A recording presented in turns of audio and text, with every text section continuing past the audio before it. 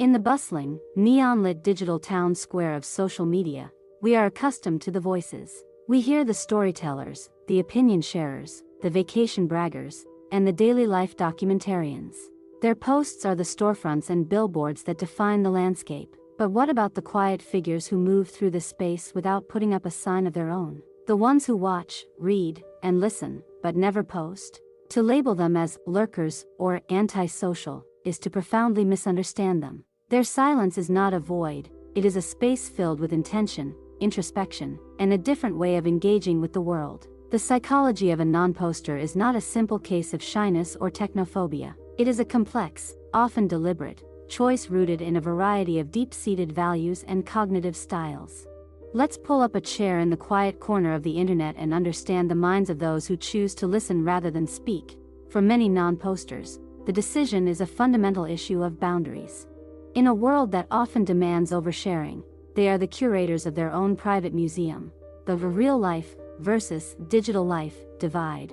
They make a sharp distinction between their lived experience and a digital performance. The joy of a family dinner, the quiet pride of a personal achievement, the vulnerability of a struggle, these are seen as sacred, intimate moments. Translating them into a curated post with filters and clever captions can feel like cheapening the experience, turning authentic emotion into content for consumption.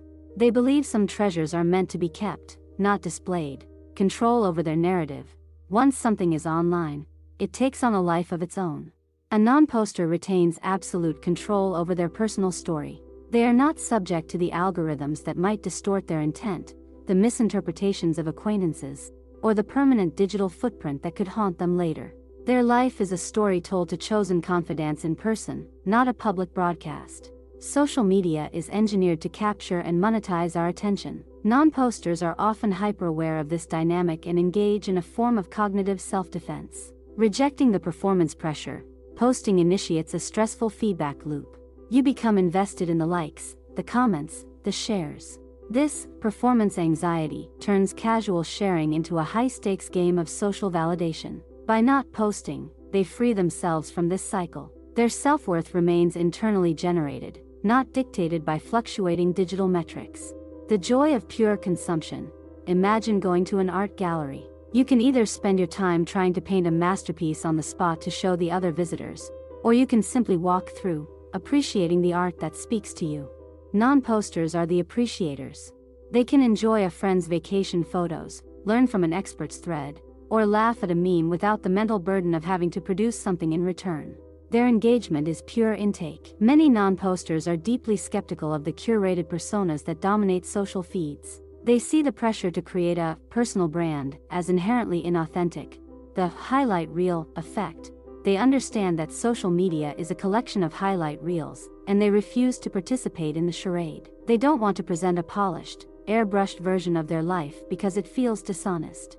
Their life has dull moments, failures, and messy realities, and they see no need to hide that. Their silence is a protest against the culture of comparison and the illusion of perfection, value in substance over spectacle. For them, true connection happens in the unscripted moments. A long phone call, a heartfelt letter, a conversation over coffee where you can see the other person's eyes. The fleeting, often superficial interactions on social media feel inadequate. They are investing their relational energy in deeper, more meaningful channels. For a significant portion of non-posters, their behavior is a direct extension of an introverted or highly reflective personality, the thoughtful processor. An extrovert might think, "This is interesting, I should share it." An introvert often thinks, "This is interesting, I need to think about it more." The default mode for many introverts is internal processing. By the time they have fully formed their thoughts on a subject, the moment to post about it has often passed, and they feel no compulsion to force it. Their rich inner world is satisfying enough. The anxiety of permanence, the knowledge that a post is permanent, searchable, and can be scrutinized by anyone from a future employer to a distant relative can be paralyzing for an anxious or perfectionist mind. The safest way to avoid the potential for social missteps, criticism, or regret is to simply not post at all. It's a form of risk mitigation for their mental peace. Finally, some of the happiest non-posters are simply those who are fully satisfied and engaged with their immediate, physical world. The "if a tree falls" philosophy. They operate on the principle that if something meaningful happens in their life and the people who matter to them weren't there to see it, they will hear about it directly. Their accomplishments are validated by their own sense of pride and the congratulations of loved ones in person, not by a cascade of notifications from semi-strangers. The priority of presence. When at a concert, they are the ones watching the stage, not their phone screen. They believe in being fully immersed in an experience, not experiencing it through the filter of how they will document it for others. For them, the memory, tinged with the actual emotions of the moment, is more valuable than a perfectly framed photo. The non-poster is not a ghost in the machine.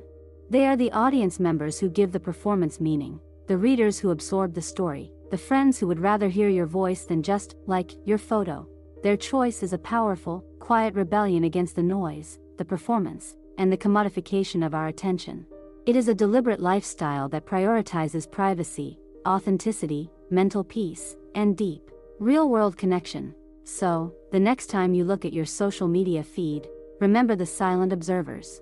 Their blank profiles are not empty, they are full. They are living proof that a life undocumented can be a life truly lived, and that the most interesting stories are sometimes the ones that are never told, but simply experienced.